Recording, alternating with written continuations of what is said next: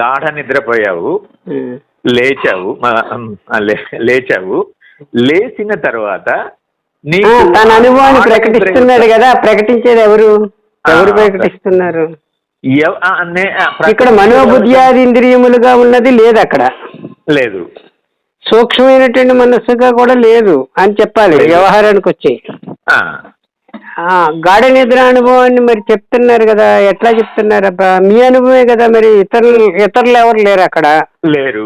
రెండవ దానికి అవకాశం లేదు, అవసరం కూడా లేదు. అబ్బా చాలా హాయిగా ఉందండి నిద్రపోయానని మీరు ప్రకటించకపోయినా మీకు అనుభవం ఉంది. అనుభవం ఉంది. ఎక్కడి నుంచి వచ్చింది అనుభవం? ఎలాగొచ్చింది? ఆ చెప్పేది ఎవరు? చెప్పేవాడు అక్కడ ఉండాలి కదా, ఉండడానికి అవకాశం లేదు కదా అన్నప్పుడు ఒక మాట ఒకటి అందించారు రమణ భగవాన్ మనకి. చాలా అద్భుతమైన మాట. పొదల మాటను చంద్రుని వల్లే పొంచి ఎవరో ఒకరు ఉన్నారు అని చెప్పవలసి వస్తుందని చెప్పారు భగవాన్. ఇప్పుడు మనం అనుకుంటున్నటువంటి మన నేను కాదు యూనివర్సల్ గా ఉన్న నేను ఏదైతే ఉన్నదో మన నేను లేదు. ఇది మిథ్యాగతమైన నేను, దీనికి అందదండి. ఇది మిథ్య అండి, దీనిది కాదు. అది ప్రకృతి తత్వంగా సూక్ష్మ రూపంలో ఉంటుందండి.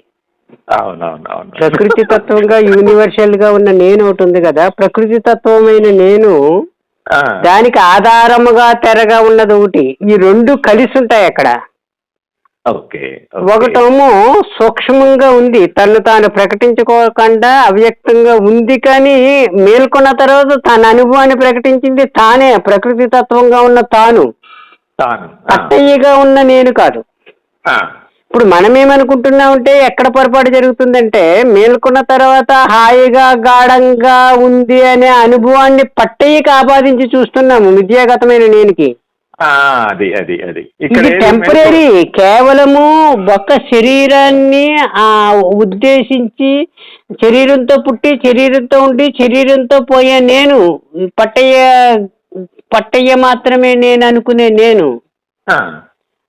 అది అలా కాదు, పట్టయ్య ఉన్నా లేకపోయినా తాను ఉంటుంది సదా, ఆ నేను ఉంటుంది. అది ప్రకటనకు వచ్చినప్పుడు తన మాయాతత్వం అని చెప్పారండి. అది తన పలుకు అంటే తాను తన అతిశయ శక్తి చేత నేనున్నాను అనేది ఒకటి ఏర్పడిందండి. అతిశయ శక్తి అన్నారు గురువు గారు. అతిశయ శక్తి అనే పదాన్ని వాడారు. అతిశయ శక్తి. తన అతిశయ శక్తి చేత తానే మేల్కొన్న తర్వాత డివైడ్ అయింది మూడుగా అని చెప్పారు గురువు గారు. మూడుగా డివైడ్ అయింది అని చెప్పారు. ఏది? మాయ. తానే తానంటే ఇంకా మాయ కాదు, తానే అని చెప్పాలి. మూడుగా డివైడ్ అయ్యి కనిపిస్తుంది ఏకంగా ఉన్న తాను. ఏదంటారు? ఏ మూడు? ఆ మూడు ఏమంటే, ఒకటి వ్యక్తిగా ఉన్నది తానే, వ్యక్తి ఉండడానికి కారణమైన ప్రపంచము.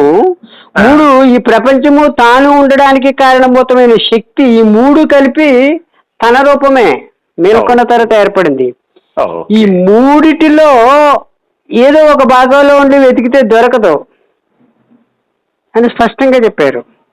వ్యక్తిగా ఉండి వెతుకుతున్నాడు, వ్యక్తిగా ఉండేది తానే, వ్యక్తి ఉండే ప్రపంచంగా ఉండేది తానే, ఈ రెండిటికి కారణభూతమైనటువంటి శక్తిగా ఉన్నది కూడా తానే. కాబట్టి తన తత్వాన్ని తాను గుర్తించాలంటే మొదట తాను ఒక పరిమితమైన దేహానికి కనెక్ట్ అయి ఉన్న తాను దేహానికి ఎడంగా ఉండాలండి. అంటే సాక్షిగా ఉండాలి, అంటే ద్రష్ట స్థానంలో ఉండాలి. ద్రష్ట స్థానంలో ఉండడం అనేది తనకి సహజ లక్షణమైనప్పుడు తనకి మూలమైన పరతత్వం స్వానుభవంగా ఉంటుంది. ఇది ఉన్నట్లున్నదై పేడౌట్ అయిపోతుంది, తత్కాలిక లక్షణం అయిపోతుంది. మనమేం చేస్తున్నామంటే, ఏ సైట్లో అయితే మీరు ఉండాలో ఆ సైట్లో ఈ వైపుకి వచ్చి వ్యక్తి దగ్గరకు వచ్చి మాట్లాడుకుంటే మాటలుగానే ఉంటుంది, కానీ అనుభవంగా ఉండదు. ఇంకొక విషయం, వ్యక్తికి సంబంధించిన అనుభవం కాదు, వ్యక్తి అనేది వాడికి తలంపు అనమాట అండి. ఈశ్వరుని యొక్క తలంపు నేనున్నాననే అహంస్ఫురణ మాయాతత్వం. అహంస్ఫురణకి ఏర్పడినటువంటి తలంపు పట్టయ్యకి ఏర్పడింది ప్రపంచము. ఈ ప్రపంచము పట్టయ్యతోటే సంబంధము కలిగి ఉంటుంది, కానీ పట్టయ్యకి ఆధారమైన తత్వంతో ప్రపంచానికి సంబంధం ఉండదు. Okay okay. పట్టయ్యకి ఇప్పుడు నాతో ఎవరో మాట్లాడుతున్నారు, వారికి సంబంధము ఇక్కడ వరకే, కానీ నాకు మూలమైన పరతత్వము నాకే ఎరుక.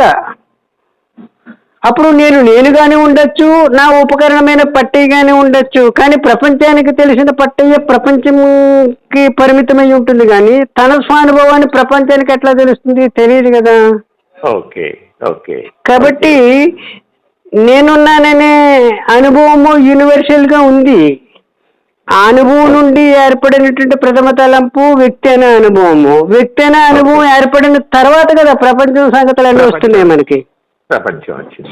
మనం ప్రపంచంలో వెతుకుతున్నాం, ఆ గురువు అలా చెప్పారు, ఈ గురువు అలా చెప్పారు, ఆ మహనీయుడు ఎలా చెప్పారు, ఈ మహనీయుడు ఇలా చెప్తుంటే ఇక్కడ సమస్య ఎట్లా తెలుగుతుంది? విషయం తెలుస్తుంది, కానీ విషయమో అందించారు తెలుస్తుంది, కానీ ఉండడం ఎక్కడ ఉండాలి? మీరు వ్యక్తిగా ఉండకూడదు. వ్యక్తికి ఎడంగా సాక్షి అనే తత్వంలో మీరు ఉండి చూస్తే ఆ ఉండడం అనేది సహజ లక్షణంగా మారుకుంటే తనకి మూలమైనటువంటి మానసికమైనటువంటి పరతత్వం ఏది ఉంటుందో అది స్వానుభవంగా ఉంటుంది. ఇది ఉన్నట్లున్నది ఉంటుంది, ఇది ఇటువైపు ప్రపంచం వైపు. కాబట్టి దీనికి గడప అనే ఒక పదాన్ని కూడా వాడారు గురువు గారు. మీరు గడప దగ్గర ఉండి చూడండి పట్టయ్యతో సహా సకలాన్ని అన్నారు. కాబట్టి తాను గడప దగ్గర ఉన్నవాడిగా ఉండి చూడాలి, దాన్నే సాక్షిగా ఉండడం. ఆ గడప అనే పాయింట్నే మనం సాక్షి ద్రష్ట అనే పేరుతో చెప్పుకుంటున్నాం. చూచేవాడు అంటున్నాం కదా, చూచేవాడు అంటే గడప దగ్గర ఉన్నవాడుగా ఉండని. ఉండి చూడాలి. ఈ వ్యవహారం కొరకు మాత్రమే వ్యక్తిగా ఉండాలి, కానీ స్వానుభవంలో నేననే అనుభవంగా ఉండాలి. ఇది నేను అనే అనుభవము ఏదైతే ఉన్నదో మీకు అదిగానే ఉంటూ వ్యవహారం కొరకు మాత్రమే వ్యక్తిగా ఉన్నప్పుడు వ్యక్తి, వ్యవహారం వచ్చినప్పుడు వ్యక్తిగా ఉంటారు, వ్యవహారం లేనప్పుడు నేనున్నాననే కేవలం అనుభవంగా ఉన్నప్పుడు దానికి మూలమైన అనుభవమే ఉంటుంది, కానీ ఇది ఉన్నట్లు ఉన్నది అయిపోతుంది అప్పుడు. అది ఉండడమే కానీ అక్కడ మాటలకి కానీ ఈ వ్యవహారానికి కానీ సంబంధం ఉండదు. ఇదంతా ఉన్నట్లున్నది, తత్కాలిక సత్యం కదా, ఉరికేదో మాట్లాడుకుంటున్నాం. ఇది అనుభవము కాదు కదా, అసలు కాదు కదా. మాటకొస్తే అసలు కాకుండా పోతుందని. ఇప్పుడు మనం ఈ క్వశ్చన్ ఆన్సర్స్ ద్వారా మనం సాధించగలిగింది ఏంటంటే ఆ మబ్బుల అదే ఆ పొదల చాటున ఉన్న చంద్రుడి యొక్క వీడే ఇక్కడ గడప దగ్గర ఎవరైతే ఉన్నాడో వాడు పొదల చాటున చంద్రుని అనే సూక్ష్మ రూపంగా ఉండి హాయి ఆనందము తను ప్రకటించుకోలేని అనే స్థితిలో తానున్నాడు. మేల్కొన్న తర్వాత ప్రకటిస్తున్నాడు. వీడే ఉన్నాడు.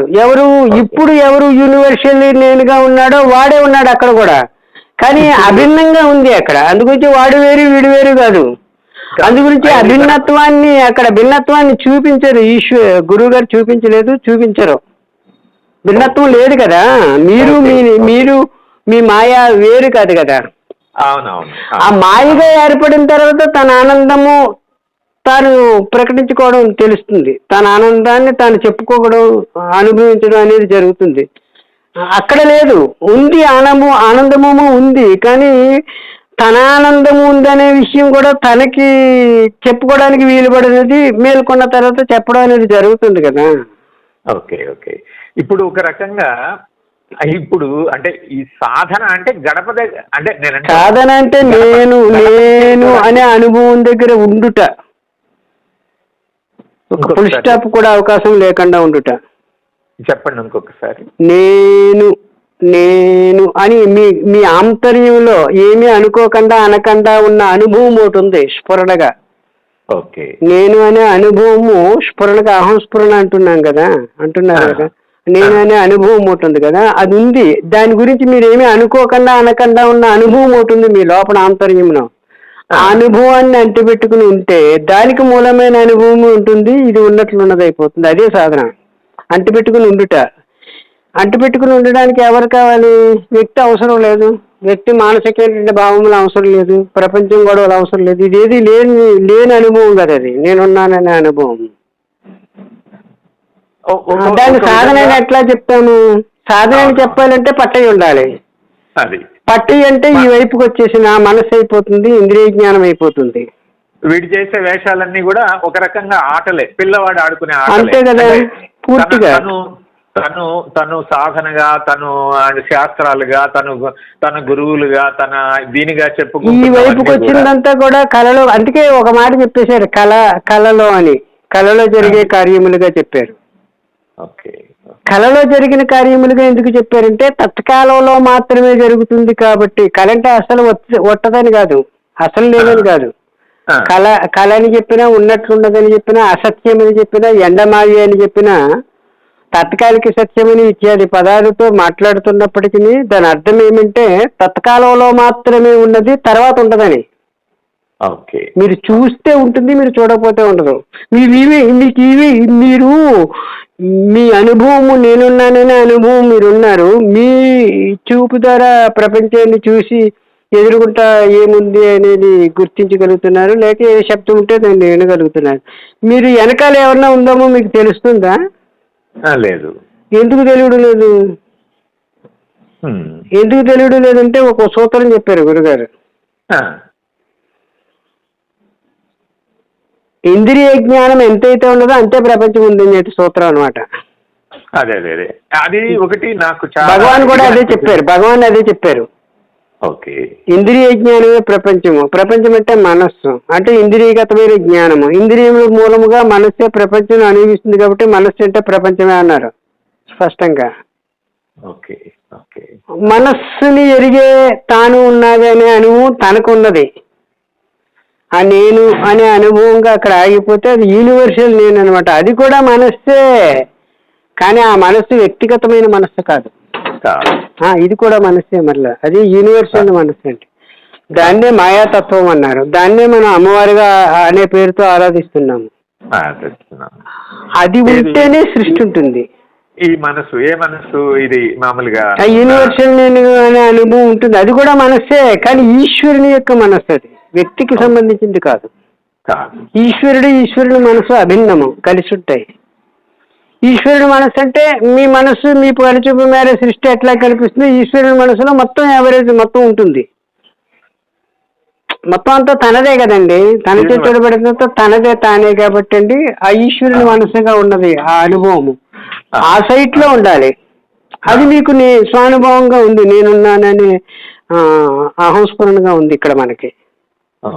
ఇక్కడ మనకి ఏది అహంస్ఫురణగా అనుభవం ఉందో అది మనది, వ్యక్తికి సంబంధించింది కాదు, ప్రపంచానికి సంబంధించింది కాదు, కేవలం అదే ఈశ్వరుడు అంటే అవాంగ మానస గోచరమైనటువంటి పరతత్వం ఏదైతే దానికి మనసు అని చెప్పాలి. ఏది ఇప్పుడు మన అహంస్ఫురణగా ఉన్నదే, పట్టయిగా ఉన్న నేను కాదు. గురుగారు నేను అంటున్నాను కానీ బహుశా దీన్ని మరి పదే వింటే తప్ప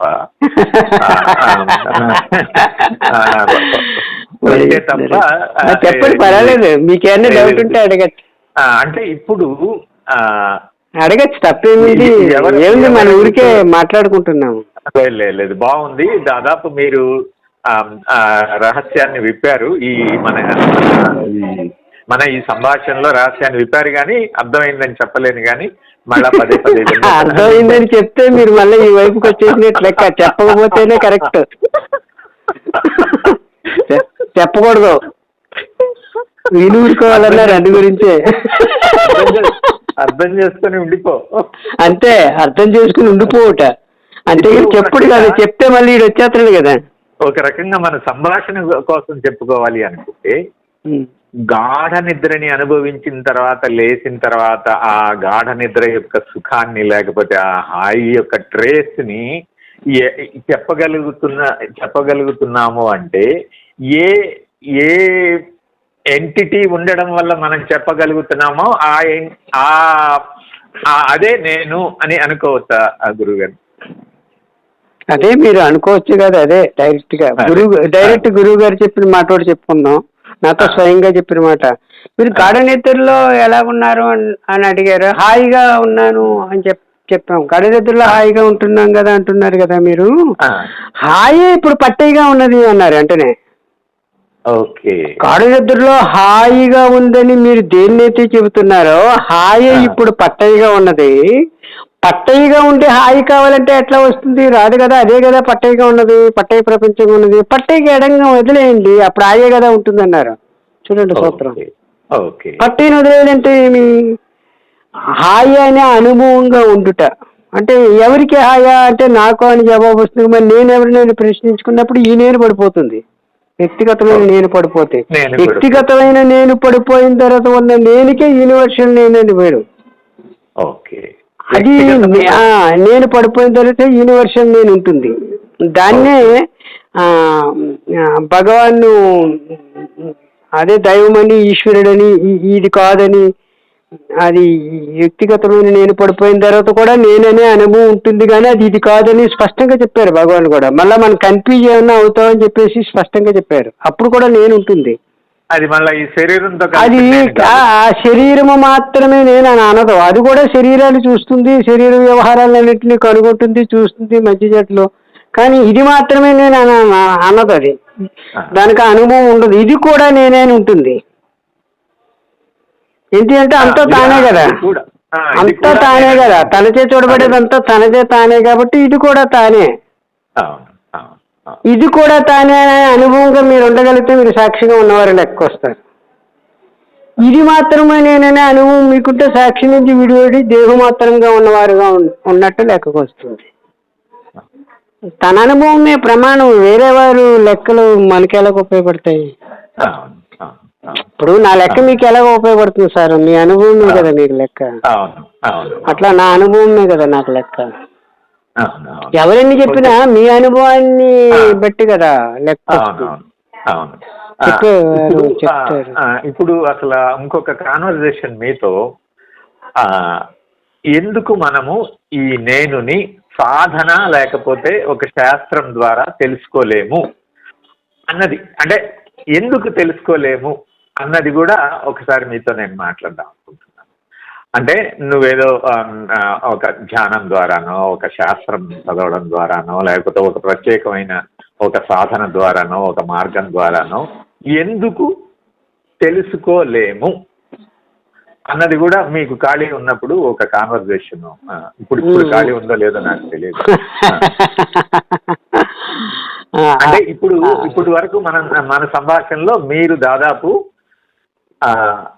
అంటే వీలున్నంత వరకు ఆ రహస్యాన్ని అయితే చెప్పారు, కానీ నాకు అర్థమైందని మాత్రం నేను అనలేను ఏమాత్రం కూడా. ఒకవేళ పదే వింటే ఏమన్నా కొంచెం అది ఏమన్నా అర్థం చేసుకోగలనేమో అన్నది ఒకటి. ఇప్పుడు నేను అడిగిన ప్రశ్న, సాధన ద్వారా లేకపోతే నీ ఇండివిజువల్ అంటే నీ వ్యక్తిగతమైనటువంటి ప్రయత్నం ద్వారా నువ్వు ఎందుకు తెలుసుకోలేకపోవచ్చు అన్నది అంటే నాకు రూఢిగా ఒకటి చెప్పగలిగిన విధంగా. రెండోది, ఇంకొక కాన్వర్జేషన్లో మీరు సద్గురువు గారితో మాట్లాడుతున్న దాంట్లో ఈ సినిమా అంటే తెర దృశ్యాలు తర్వాత చూసేవాడు, దీని గురించి చర్చ జరిగింది. వచ్చిపోయే దృశ్యాల లోపల పుట్టడం మరణం అన్నది అది నిజమైన మరణం ఇది కాదు. దృశ్యాలు వచ్చిపోవడమే అని చెప్పేసి అదొకటి. తెర అది ఒక కాన్వర్జేషన్ జరిగింది స్వామి. అది కూడా నాకు స్పష్టంగా లేకపోవడంతో నేను దాన్ని సరిగ్గా అర్థం చేసుకున్నాను. మీకు గుర్తుందా స్వామి ఆ కాన్వర్జేషన్? ఈ మధ్యనే పెట్టినట్టున్నారు. అవసరం లేదు, మీరు అడిగితే వెంటనే వచ్చేస్తుంది, తెలిసిన విషయమే.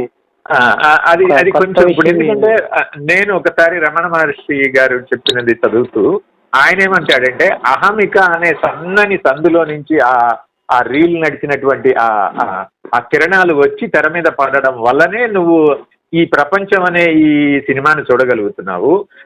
అక్కడి నుంచి వస్తున్న ఆ సన్నని ఇది కాకుండా అది గనక నిజంగా ఎక్స్పాండ్ అయితే, అది గనక పెద్దదైపోతే నీకు ఈ తెర మీద ఆ కిరణాలు వచ్చేటటువంటి ఆ భాగము పెద్దదైపోతే, అంటే అహమిక అనే దాన్ని నువ్వు వదిలేస్తే ఇదైపోతే నీకు తెర మీద సినిమా కనిపించదు. అంటే ఇది నాకు చదివిన గుర్తు స్వామి, రమణ మహర్షులు వారిది. ఇప్పుడు మీకు సద్గురువుకి జరిగిన సంభాషణలో నాకు కరెక్ట్గా కొంచెం ఏం జరిగింది అంటే, ఆయన బ్రహ్మ విష్ణు మహేశ్వరుల గురించి ఏదో చెప్పారు. తర్వాత ఈ దృశ్యము రావడం పోవడమే మన పుట్టుక మరణము, దృశ్యం లోపల పుట్టుక మరణం కాదు అంటే ఏదో ఆ చర్చ ఏదో జరిగింది. నాకు కొంచెం దాని గురించి మళ్ళీ కొంచెం. అలాగే మీ ఇష్టం, మీకు ఎప్పుడు కాల్ అయితే అప్పుడే కాల్ చేయండి, నాకు అభ్యంతరం ఏమీ లేదు. అలాగే.